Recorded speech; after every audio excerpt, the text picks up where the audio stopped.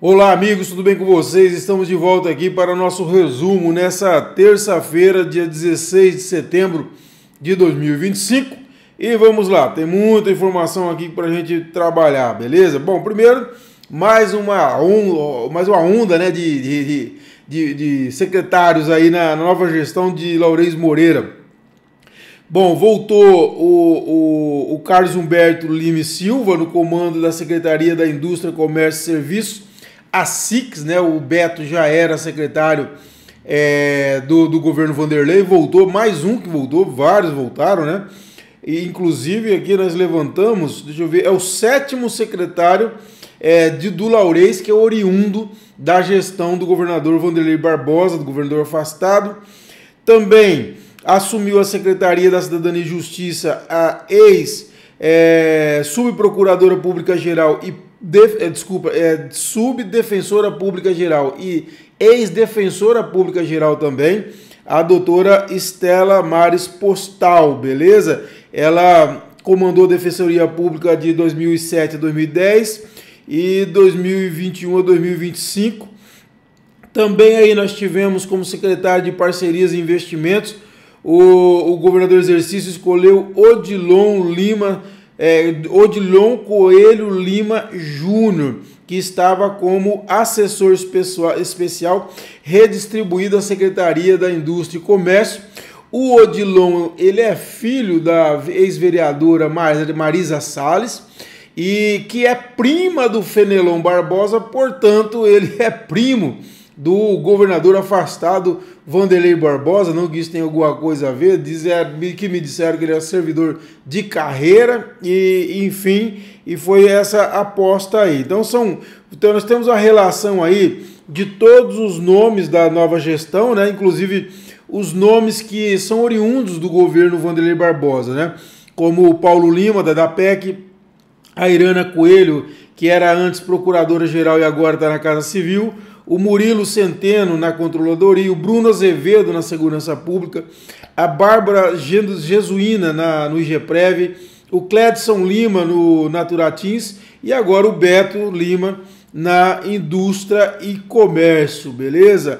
Eu sei que eu sempre digo, não é fácil trocar o secretariado num contexto desse, em que você entra com uma insegurança jurídica, lógico, que tem um recurso.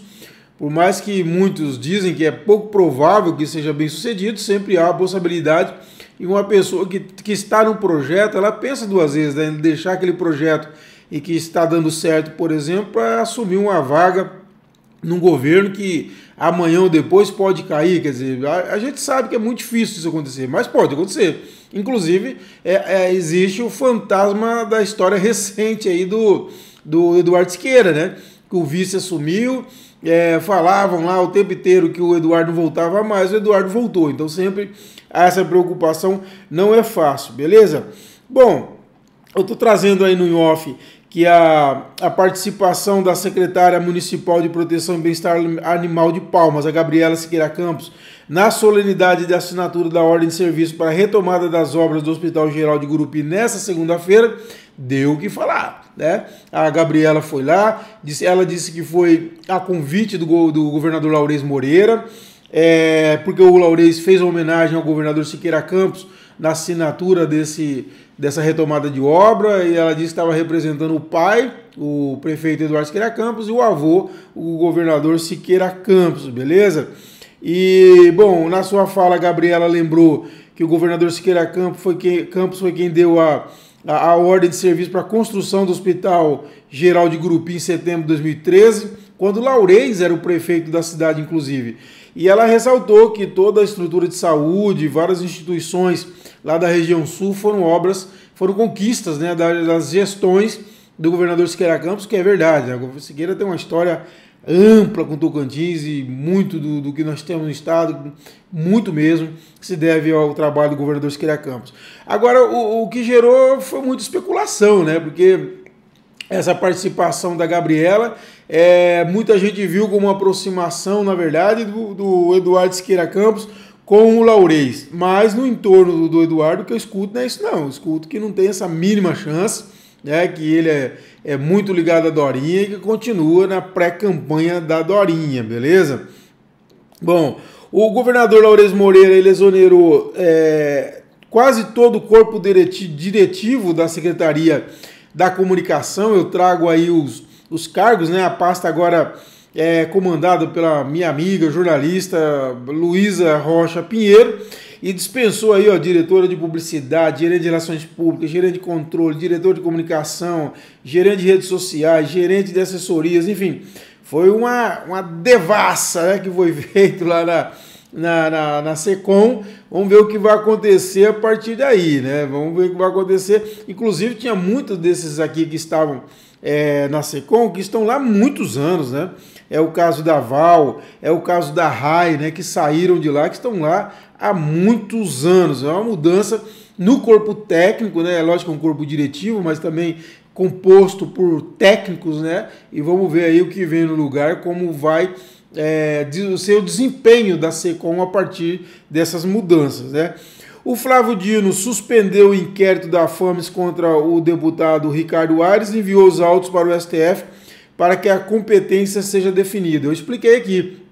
O ministro Mauro Campbell autorizou uma busca e apreensão no apartamento funcional do deputado federal Ricardo Aires, naquela operação da FAMES, a mesma que afastou o governador Vanderlei Barbosa. O que acontece? Como o Ricardo é deputado federal, tem foro privilegiado, ou seja, só o Supremo Tribunal Federal poderia determinar essa busca e apreensão. Por isso, o ministro Flávio Dino entendeu que é assim e suspendeu a parte do inquérito que se refere ao Ricardo Aires. Havia quem pensasse que ia arrastar uma anulação de todo o processo. Não, foi só relativo ao Ricardo Aires. Tudo que o doutor Mauro Campbell decidiu está mantido. O afastamento do governador, todas as determinações que há naquela decisão. Agora, só no ponto que diz respeito ao Ricardo Aires, que não foi definido até que, como diz aqui, defina-se a competência do caso, né? Não impacta, então, qualquer outro alvo, o processo continua como está. E o governador Vanderlei Barbosa ingressou com recurso após essa decisão do Flávio Dino, e vamos ver agora como vai ser. Tem aquela questão, olha, ainda tem gente que fala, o ministro Fachin continua com o caso do Vanderlei, mas tem gente que diz que não, que todo esse caso iria para a primeira turma com o ministro Flávio Dino de relator. Vou estar acompanhando isso também, tá bom?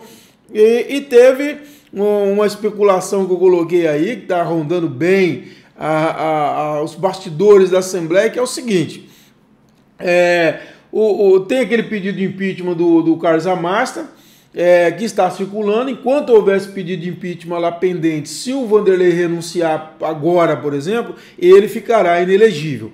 Então, o que se diz lá nos bastidores? Que vai se esperar o julgamento de todos esses recursos. Quando não tiver mais jeito, viu que não tem como, o governador, o presidente da Assembleia, ele arquivaria o pedido de impeachment feito pelo Carlos Amasta, e isso liberaria o governador Vanderlei para renunciar e manter a elegibilidade para ser candidato o ano que vem a senador. E também aí a ex-primeira-dama, a Karine Sotero, poderia ser candidata a deputada federal, para ela vinha já trabalhando nesse sentido, só que logicamente contava com a renúncia do Vanderlei em abril do ano que vem. Nesse caso agora, do afastamento, tem esse problema do pedido de impeachment. Então, se o Vanderlei não voltar para o governo, primeiro ponto, não voltar para o governo, julgou os recursos, não tem mais volta, aí haveria essa manobra. Quer dizer, o Amélio arquivaria o pedido de impeachment do Amasta, e isso abriria espaço para o Vanderlei renunciar sem correr o risco de se tornar inelegível. Então, esses são os bastidores que estão correndo. Mas, logicamente, tem muita coisa. Tem muita gente dizendo que os recursos do Vanderlei devem ser julgados semana que vem, né? Pelo relator, seja ele quem for, Flávio Dino ou o Fachin, e depois vai ser avaliado pela turma, né? Se for o Fachin, é a segunda turma, que eu disse, já tem o Gilmar Mendes, tem o Toffoli, tem o Cássio Cucá e o terrivelmente evangélico, né? Os dois ministros postos lá pelo Bolsonaro. Se for pela primeira turma, é aquela primeira turma faca nos dentes, né? Faca nos dentes. É a turma que meteu-lhe a bucha no Bolsonaro e nos generais semana passada, com mais de 20 anos de cana, né? É uma turma pesada, é Flávio Dino, o Alexandre de Moraes, o Xandão, Carmen Lúcia, Zanin e o Fux, que com a sua peruca fez aquela presepada semana passada, mas não adiantou. Então é uma turma faca nos dentes. Vamos ver o que vai acontecer, eu vou estar acompanhando essa definição, quem que vai ser o relator nesse caso, tá bom? Espero que tenham gostado, nós voltamos nessa quarta-feira, um abraço a todos.